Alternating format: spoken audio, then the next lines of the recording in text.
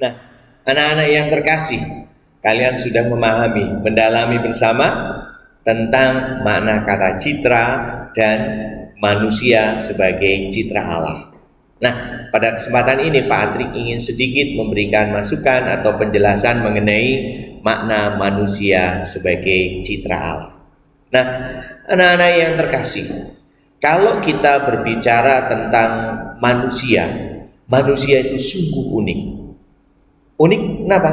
Satu persatu itu punya kekhasan, sehingga berbeda satu dengan yang lainnya.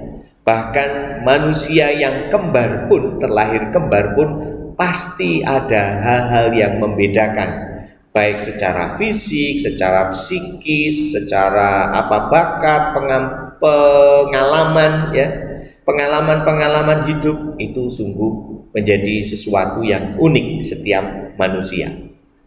Nah, keunikan ini merupakan suatu anugerah. Dan Tuhan menciptakan manusia memang sungguh berbeda satu dengan yang lain agar dapat saling melengkapi, saling menyempurnakan.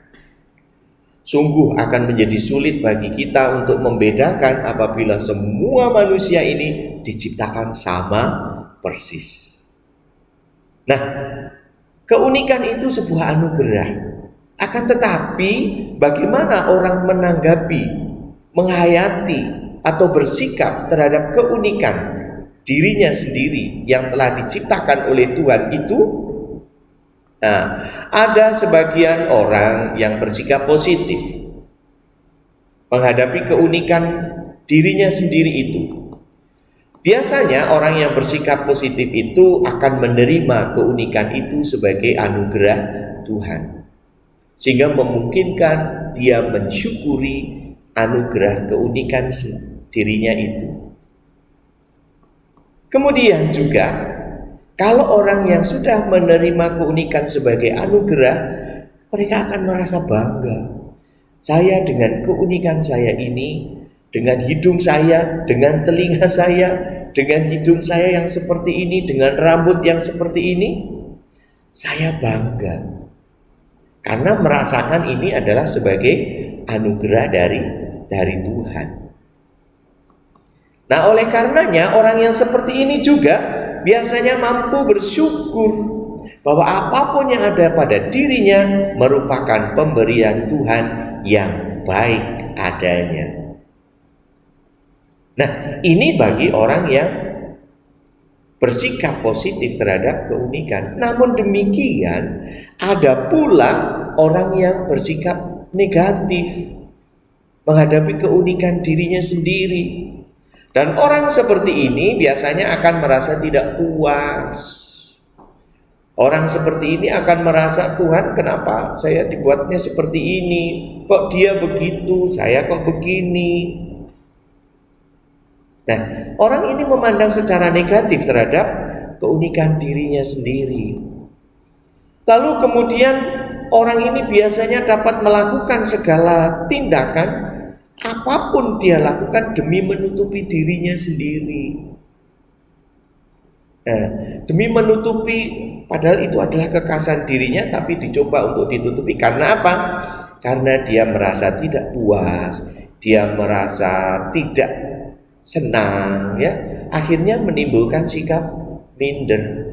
Kalau yang positif menjadi bangga, kalau yang bersikap negatif sebaliknya, ia menjadi minder, dia menjadi rendah diri, dia merasa malu dan sebagainya itu. Nah, ini berbagai macam sikap orang dalam menghadapi keunikan dirinya. Nah, anak yang terkasih, dalam kitab Kejadian tadi juga dikatakan bahwa manusia diciptakan sebagai citra Allah. Kata citra tadi juga dalam pendalaman kalian, kata citra itu menggambarkan tentang, mempunyai arti tentang kesamaan, kemiripan, kesegambaran, ya. Nah, lalu manusia diciptakan sebagai citra Allah ini memiliki makna apa? Ini dalam kitab Kejadian dikatakan bahwa manusia diciptakan menurut rupa dan gambar dari Allah sendiri. Artinya apa? bahwa saya ini adalah merupakan gambar dari Allah sendiri, merupakan rupa dari Allah sendiri. Ini, oleh karena itu manusia ini merupakan ciptaan Allah yang luhur. Dia diciptakan sebagai pribadi. Manusia itu diciptakan sungguh luhur, diciptakan memiliki martabat sebagai pribadi. Nah, karena manusia memiliki martabat sebagai pribadi, maka manusia itu bukan hanya disebut sebagai sesuatu, melainkan seseorang. Bukan seonggok, bukan sebatang, tetapi seseorang.